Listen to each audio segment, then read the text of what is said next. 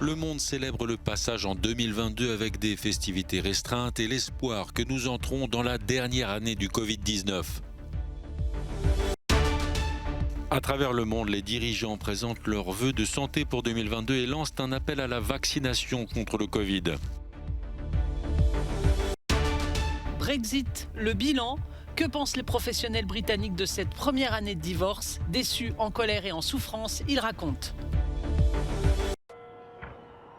Mesure exceptionnelle contre la pandémie, la place rouge était vide à minuit pour le passage en 2022.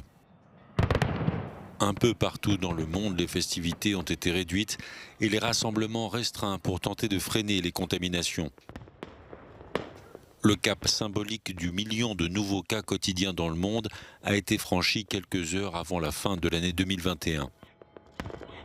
À Athènes, le traditionnel feu d'artifice du Nouvel An a malgré tout eu lieu au-dessus de l'Acropole, alors qu'à Berlin, la police avait demandé aux Allemands de ne pas se rassembler porte de Brandebourg, où un concert a eu lieu sans public avant que le spectacle de son et lumière ne marque la nouvelle année.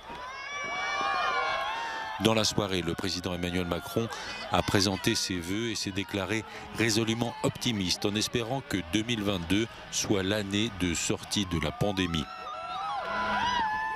Rassemblement limité également à Madrid, où les autorités n'avaient autorisé qu'un maximum de 7000 personnes sur la Puerta del Sol, qui d'ordinaire en accueille 20 000.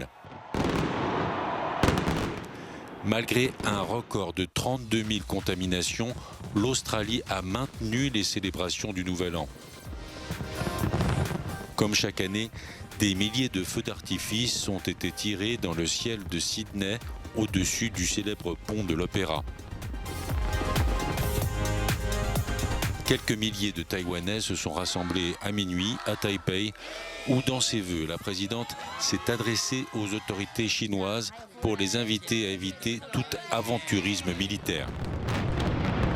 De son côté, Bangkok a maintenu son feu d'artifice et tenté de ménager le secteur du tourisme. Enfin, Dubaï est resté fidèle à la démesure de son nouvel an avec 36 feux d'artifice qui ont embrasé la ville sur 29 sites différents et notamment sur les 828 mètres de hauteur de la tour Burj Khalifa.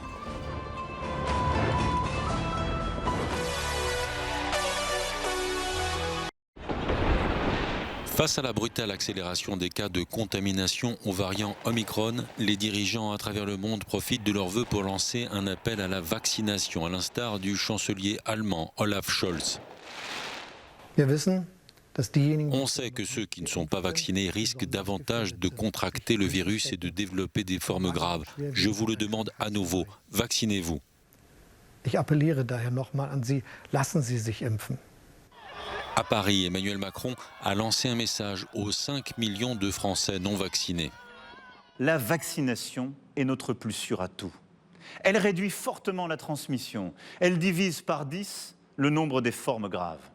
C'est pour cela qu'une nouvelle fois, j'en appelle aux 5 millions de non-vaccinés.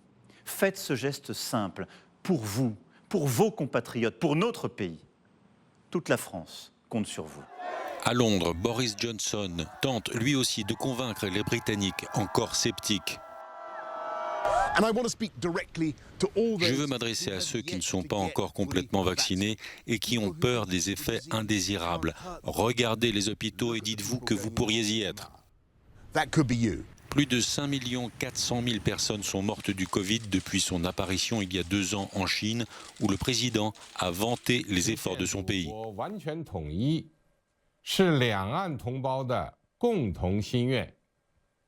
Aujourd'hui, la Chine a fourni 2 milliards de doses de vaccins anti-Covid à 120 pays et organisations internationales. De son côté, dans ses vœux, le président russe n'a pas cité le bilan des 600 000 morts du Covid révélé par l'Agence nationale des statistiques. Nous avons relancé l'économie rapidement et sur de nombreux dossiers, nous avons quasiment atteint nos objectifs stratégiques de développement. Bien sûr, les problèmes non résolus sont encore très nombreux, mais nous avons surmonté cette année avec dignité. Cette famille de pêcheurs considère qu'elle travaille dans le premier secteur à avoir fait face aux vraies réalités du Brexit. Que pensent les Britanniques de cette première année après le divorce avec l'Union européenne? Le constat est amer. On n'arrêtait pas de nous répéter, mais oui, les pêcheurs vont avoir une meilleure vie, ils vont avoir plus de poissons, ils pourront pêcher dans plus d'eau. Donc ça, je crois que ça a fait voter beaucoup de gens pour sortir du Brexit. Et ça n'a pas marché, n'est-ce pas? Ce fromager ne travaille plus avec des clients européens. Un quart de son activité a été anéanti en 2021. On nous a promis un accord sans friction, que les échanges commerciaux se poursuivraient exactement comme avant. Et ce n'était que des mensonges complets et absolus, car ce que nous voyons est tout le contraire de cela. Mais c'est peut-être ceux qui comptaient sur la liberté de mouvement qui ont le plus souffert. Le plus gros problème est le personnel. Nous devrions avoir 100, 150 saisonniers pour la cueillette, et nous ne sommes que 25 maintenant. Cette ferme a été forcée de laisser pourrir près d'1 million de tonnes de courgettes, faute de main-d'œuvre venue de l'étranger. La restriction de la libre circulation a eu un impact dévastateur, mais pas seulement sur l'horticulture ou l'agriculture, dans presque tous les secteurs. Des gens venus de l'étranger ont travaillé dans ces secteurs pendant des années et maintenant, ils rentrent chez eux. Chez les éleveurs de porcs, un retard de production persiste en raison d'une pénurie massive de bouchers. Ça a été une lutte, je ne vais pas mentir. Des nuits sans sommeil et des journées d'anxiété, explique Sophie. Il y a tellement de porcs à la ferme et il n'y a tout simplement plus d'endroit où les mettre. Et pour l'hôtellerie et le tourisme, explique notre correspondant, un secteur qui dépendait auparavant d'un personnel européen à plein temps, les 12 derniers mois ont été difficiles du début à la fin. Dans cet hôtel 5 étoiles, à côté du palais de Buckingham, des clients ont récemment été refoulés du restaurant en raison du manque de personnel. Si nous pensons que cela va disparaître le mois prochain ou dans quelques mois, ce n'est pas le cas. Et le fait de ne pas pouvoir recruter dans toute l'Europe, alors que nous avons été habitués à le faire pendant de nombreuses années auparavant, c'est vraiment là où se situe le défi. Un problème persistant et généralisé dans les restaurants et les bars du pays, explique Asma, propriétaire d'un restaurant. Ça a été très traumatisant en raison de la pénurie aiguë de personnel, dit-elle, et cela a été très difficile avec les livraisons. Il n'y a aucune garantie que la marchandise arrive. Le gouvernement affirme que la transition n'a jamais été simple et qu'à terme, les avantages du Brexit se feront sentir.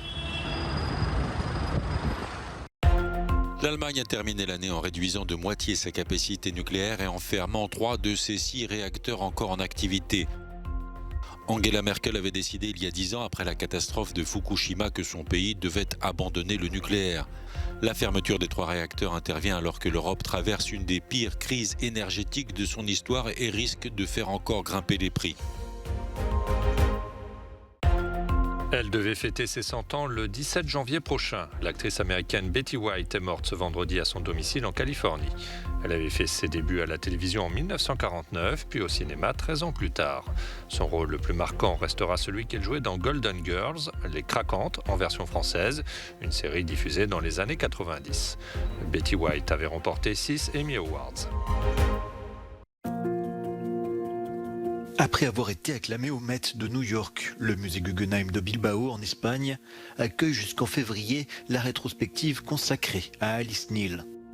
L'exposition couvre l'ensemble de la carrière de l'artiste américaine à travers près d'une centaine de peintures, dessins et aquarelles. Le travail d'Alice Neal en tant qu'artiste évoque la liberté, celle de choisir sa vie mais aussi sa sexualité omniprésente dans ses œuvres. Elle est l'une des photographes les plus mystérieuses de son époque. Viviane Maier a travaillé toute sa vie comme nounou à New York, passant son temps à capturer le monde qui l'entourait. Ces innombrables clichés ont été découverts à sa mort en 2006. Celle qui est aujourd'hui considérée comme l'une des plus grandes photographes du XXe siècle est morte dans un total anonymat. Le musée du Luxembourg à Paris lui rend un hommage exceptionnel.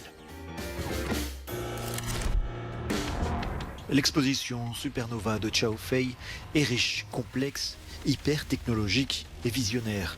Un voyage immersif qui réunit dans une grande installation multimédia, vidéo, photographie et documents, plongeant le spectateur dans un monde virtuel qui efface les barrières entre présent, passé et futur.